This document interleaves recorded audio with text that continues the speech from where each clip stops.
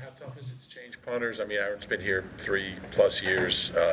How difficult a decision is that to make? Yeah, anytime you spend so much time with someone and, creating that relationship, outside the building and everything, it's always going to be tough. But like we've always alluded to, we're just looking at every avenue to get this team to the goal we want, to just be better each and every day. But, it's always tough. You always got to take the human aspect into it, but we appreciate everything Aaron's done for us. Unfortunately or fortunately, it's not our first time having to do an in-season punter change. Obviously, when Sip got hurt last year, Brett come in, so we're kind of well versed in that. So having Braden in here, we kind of understand, what the whole process is and everything, and they've been great thus far. Jake, Rick, Braden coming in, I think they did a little work yesterday. So just getting into this change will just hopefully be as seamless as possible. What is it about Braden that stood out there when you guys were evaluating the other punters? Yeah, Braden, he's done it in this league for a few years. It's always nice knowing that he wasn't coming from a different climate, obviously being in New York. And, it's tough punting in the Northeast in the wintertime, especially in MetLife for a punter. It's pretty tough, so Braden be able to do that and, understanding, these late games and everything like that. But we're excited about him. I've obviously followed him coming out of college, out of Texas A&M, so just very excited to get to work with him, both as a punter and a holder. Obviously, the operation with the hold is affected. How could that impact Jake Elliott? I mean, he's kicking the ball so well. I mean, is that something you guys talk about with him? Is just business as usual type? Oh yeah, we always value Jake's input, especially when it comes down to field goals and everything of that matter. But in terms of with Braden, obviously done it before. It's pretty cool that they in the offseason Jake's worked with Braden at times or just worked out together, so he's very familiar with him. But outside of just the holder, it's always nice knowing that Rick and Jake are be able to do it, because it all starts with Rick. If Rick's throwing a pearl back there every time, it makes the holder's job, it makes the kicker's job a lot easier. He's the catalyst for the operation. So as long as Rick stays who Rick is and be on point, it should be pretty seamless. Did you work out with him in terms of holding, or is it just like they're just out there in the field? It's just like the offseason, guys go out and, a summit, or they're just out there holding, if someone can't be out there, they're just holding and everything like that. He's had some experience just in the offseason, as they get away from the building and everything. So it's nice not having the first time, them interacting be on the practice field. As far as the timing, did the mini buy, did it have any effect on it to have that little bit of an extra time to make the change? I think it helps to have that extra time. You get that extra day where the guys get more acclimated, more familiar. Braden could come in and get kind of a crash course on the operation stuff outside of just the holding and punting stuff situated with Tyler.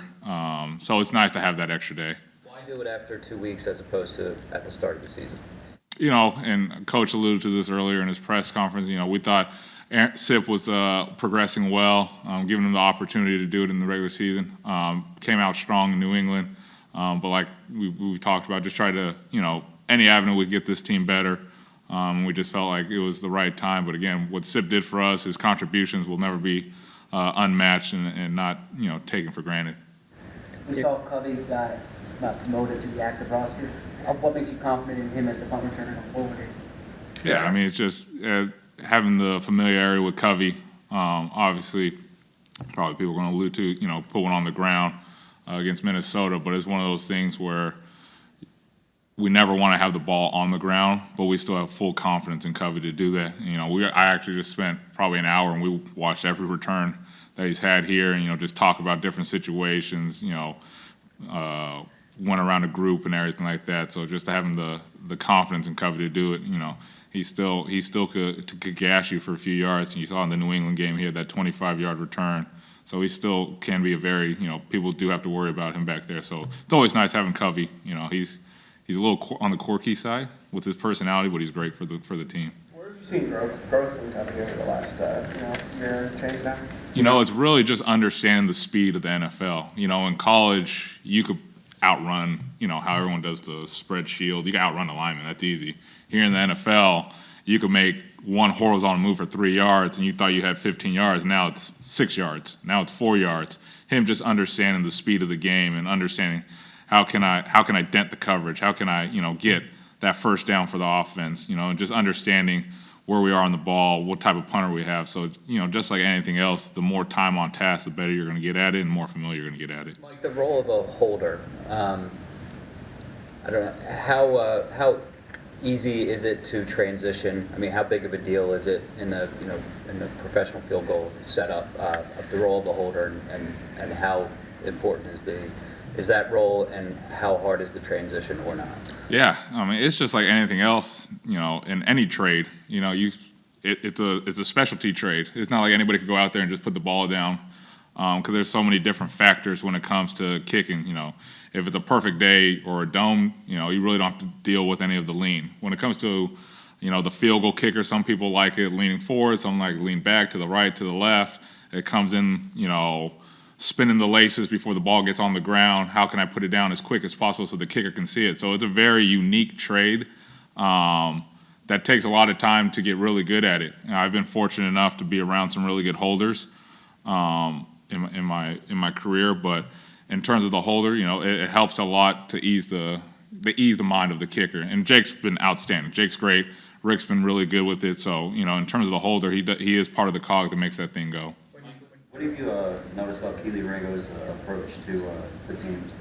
Yeah, Coach did an unbelievable job of just, telling the team your role in the league or on this team early on. It's one of a really good meeting he has. And Keely, it's just keeping that confidence of himself, making plays. It's really cool to see him, in that junction to make a big play as a gunner. He has these tools that you really can't teach. I mean, he's fast, he's strong. He wants to know. He asks questions during the game. Just, keep his confidence going and keep that momentum to him being as best as he possibly can to help this team. And he's been outstanding thus far. And there's still a long way to go in terms of getting him to, who we want him to be. But I think he's done a really good job thus far. You were talking about Braden, you mentioned MetLife Stadium. How notorious is that place among special team circles, and what makes it so tough? Just the wind. It's coming off. It swirls on the punters and everything. But when you go into the NFC East and AFC East, you go through some battles in terms of stadiums. I mean, you think you get out of MetLife, then you have to go up to Buffalo. You get that treat. Maybe it's late in December. You get the treat of Miami, which is cool. But him being able to be in the Northeast, punting there, it allows him to understand what he has to go through outside of, if you're punting in a dome or on the West Coast. We didn't get to talk to you after the first game, but what happened on the personnel issues that led to the timeouts that had to be? Oh, yeah, it just starts with the communication more than anything else, making sure we got 11 and communicating all the way down, making sure there's no panic if we do have 11 out there.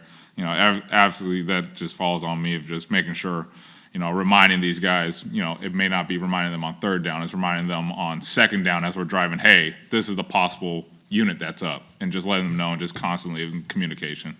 With Jake in the 61-yarder, how's that conversation of how far out will you go? I saw they had a returner back, so you always got to be careful. If it's going to be short, when do you make that decision that, all right, we can try from 61 and how far out? Yeah, obviously the communication starts, in the pregame warm-up, how we feel, which end we like to go. It could dictate the coin toss if we do end up winning that, which way we like. Sometimes you don't get to dictate that, but it's all, again, goes back to communication. How Jake's feeling, if Jake's feeling good about it, then it comes up to that situation like you alluded to with the returner down there. It's alerting the offensive lineman, hey, there's somebody down there. We got to make sure we spread the field and, get them down just in case if that does fall short. But, kudos to Jake and everybody on that operation. That was a huge swing, going up, what was that, 13-7 going into the half. And the momentum of it, you could see it kind of trickled going with the defense, getting the strip sack coming out the half. So, it's a thing that kind of gets lost in the shuffle. Well, they work on it very much in terms of the situation with the offensive lineman covering down and Jake. I can't say enough good things about Jake. He's got ice in his veins regardless of the situation. On Sunday night, in the Patriots-Dolphins game, there was a blocked field goal where a Patriots defender got a running start and then ended up blocking him. Is that something you see becoming more commonplace throughout the league? It all depends. It was a heck of a job schemed up by, the guys in New England with Joe and Cam and Coach Belichick. But you also got to kind of factor in, they had Jake Bailey for five years. They kind of understood what was going on, the operation and anything like that, but it goes on everybody else in terms of myself, understanding what can happen to us. That's switching something up with our rhythmic and everything like that. But kudos to them. It's a heck of a play by Brandon Schooler. Him to time it up just like that and come off the edge clean, it was a heck of a play. But we'll see. Obviously it depends on who you're facing, what's your personnel like. Can somebody do that? It was a pretty cool thing to watch, at least live. You can't say enough nice things about Jake. He had 4 field goals week 1, his second 61-yarder in his career in week 2. I guess, what kind of value do you think Jake brings to be so reliable in those instances like that? How valuable is that to this team? I think it's very valuable. I mean, anytime you get points on the board, you're going to be pretty happy about it. But I think it's just an added confidence, for the entire team, knowing when Ford trots out there, you have a pretty high probability of getting some points on the board. So just, and he doesn't let anything, faze him, regardless of the situation, which I really commend, But again, when he jogs out there, you feel really good about it. But it's not just, him just jogging out there. He puts as much time as anybody I've been around in terms of taking care of his body, working on field goals, working on the operations, things of that nature that probably go unnoticed on separate fields. So, it's really cool to be around someone that calm, cool, and collected. With Justin, he got it on the ground. You were talking about Britton Covey, can't put it on the ground. They had a good return, but Justin Evans got it out. What does that do for the coverage units and sort of being able to make that play? Get that Yeah, obviously, I think, the couple returns I've gone out on us, we've had poor tackling, which we never want to happen. But, when you get into the coverage phase, you turn into, from an offensive player in terms of blocking for the punter, into a defensive player all in 2 seconds. And, just any hustle play on a coverage play could change the dynamic of the game. So, when it comes to punt coverage, you got to switch your mind to a defensive player. And you could have a blown coverage on defense, but if you hustle to the ball, good things usually happen. And Justin did a heck of a job punching at the ball, getting the ball out, the Nick being right there to jump on it in a close quarter situation to at least give our offense another opportunity in the possession game. So, anytime we could get a turnover, I think we've caused 2 fumbles the last 2 games, which is nice, but we also got to, tighten up our coverages, and that's just more of just missed tackles more than anything else. All right, thanks. Thank you.